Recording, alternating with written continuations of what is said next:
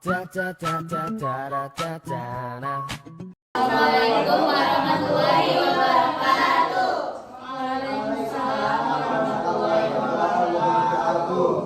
Baik, kami dari kelompok 3 akan mempresentasikan dari tema sistem pernafasan yaitu trakea. Yang sebelumnya izin memperkenalkan diri, nama saya Siti Nelsasania sebagai moderator dan Nama saya Mutiara Sanjani. Saya Resti Sri Nurmala Dewi. Saya Febi Intanasari. Saya Nanda Mustika.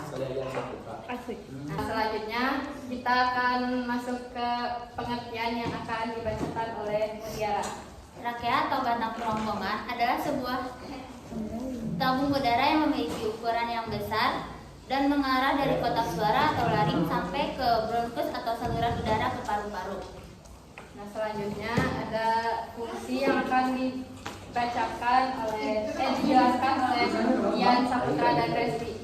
Fungsi trakea yang pertama adalah membawa udara ke paru-paru. Trakea atau yang lebih sering disebut batang tenggorokan bekerja di udara yang dihirup oleh hidung dan mulut ke bronkus paru-paru. Yang ketiga adalah menjaga suhu udara. Trakea juga memiliki fungsi untuk menjaga suhu udara. Sebelum udara masuk ke paru-paru, saluran trakea akan melembabkan dan menghangatkan udara yang dihirup.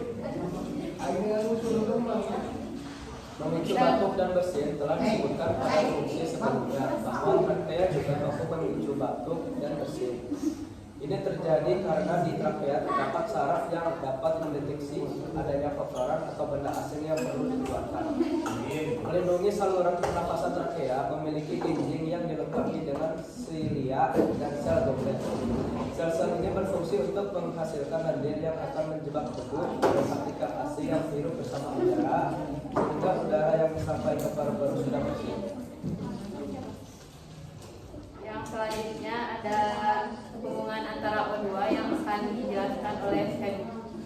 Oke, baik teman-teman, di sini saya akan menjelaskan hubungan antara O2 atau oksigen dengan trakea. Nah, di mana oksigen ini sebelum ke trakea, oksigen ini melalui ke hidung lalu ke laring dan faring. Nah, sebelum dimasuk ke trakea, itu kan sudah ada di hidung tadi ya, ada alat penyaringnya yaitu bulu hidung.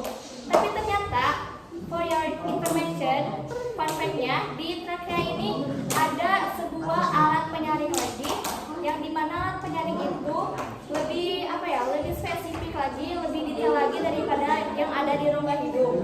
Nah, di alat penyaring ini juga menyaring beberapa hal, diantaranya yaitu udara-udara yang tidak tersaring di rongga hidung. Dan juga oksigen ini akan dialirkan dari trakea melalui bronkus terlebih dahulu, bronkiolus, dan hingga sampailah ke paru-paru. Seperti itu. Terima kasih. Selanjutnya yaitu penyakit atau kelainan yang akan dijelaskan oleh Nanda dan Penyempitan trakea. Faktanya, penyempitan yang terjadi pada trakea sangat mungkin terjadi. Kondisi tersebut disebut sebagai stenosis trakea dan merupakan salah satu penyempitan yang disebabkan oleh adanya jaringan luka yang ada di dalam trakea. Berikutnya, infeksi trakea, di mana infeksi ini bisa mengganggu fungsi trakea yang menyebabkan gejala yang tidak diinginkan seperti halnya batuk, kesulitan untuk bernafas sampai demam. penyebab terganggunya fungsi trakea berikutnya adalah kondisi trakea Malaysia, yang mana bisa membuat trakea menjadi sangat lunak. Nah, penderitanya akan mengalami sesak nafas. Kondisi tersebut bisa disebabkan oleh adanya infeksi karena merokok dan kelainan dari lahir. Nah, yang kelima ada kanker trakea. Kanker trakea merupakan gangguan trakea yang cukup berbahaya. Dan kanker trakea ini juga jarang yang menderita penyakit kanker trakea. Nah, penyebab dari penderita kanker trakea akan mengalami batuk-batuk, sesak bernafas, dan nafas berbunyi. Dan juga penderita kanker trakea bisa mengalami batuk berdarah dan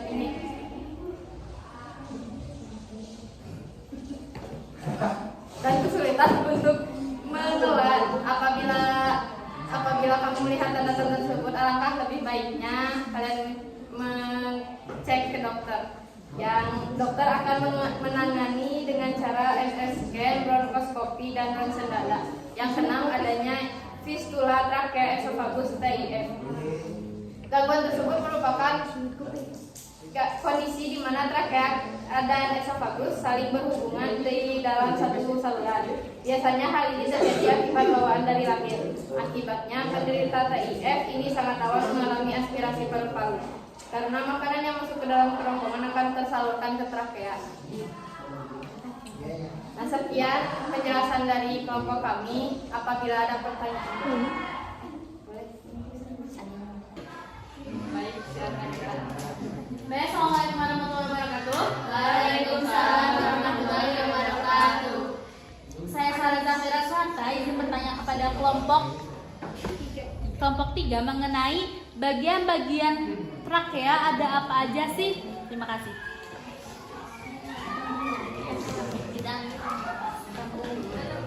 Selanjutnya, apakah masih ada yang bertanya?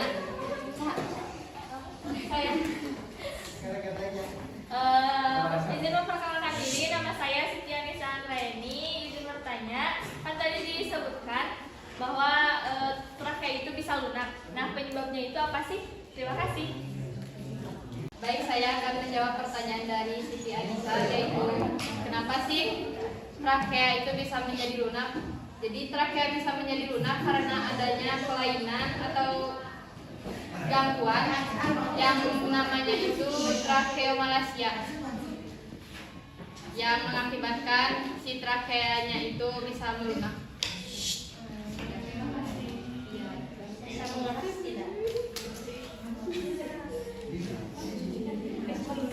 Baik, di sini saya akan menjawab pertanyaan dari Sarah mengenai struktur dari trakea. Nah, perlu diketahui bahwa trakea ini sangat dekat sekali dengan paru-paru, yaitu seperti bronkus, bronchus, dan sampai paru-paru ke bawahnya. Nah, di struktur ini ada yang menghubungkan trakea dengan laring. Laring ini kan salah satu sistem pernapasan juga ya. Nah, di sini ada juga jalan masuk ke laring, berarti di atas trakea, dan yang di bawahnya yaitu ada bronkus. Nah, di sini juga di pepeta sudah ada gambar. Di sini ada trakea dan juga ada tulang rawannya. Nah, di bagian trakeanya ini atau di hampir mendekati bronkus itu ada cairan.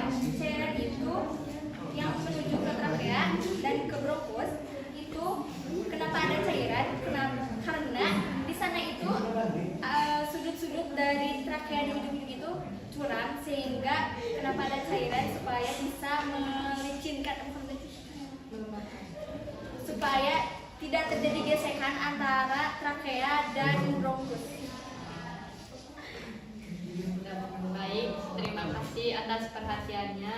Sekian presentasi kelompok 3 hari ini. Mohon maaf bila banyak kesalahan. Wabillahi taufiq wal hidayah. Wassalamualaikum warahmatullahi wabarakatuh. Da da da da da da da da.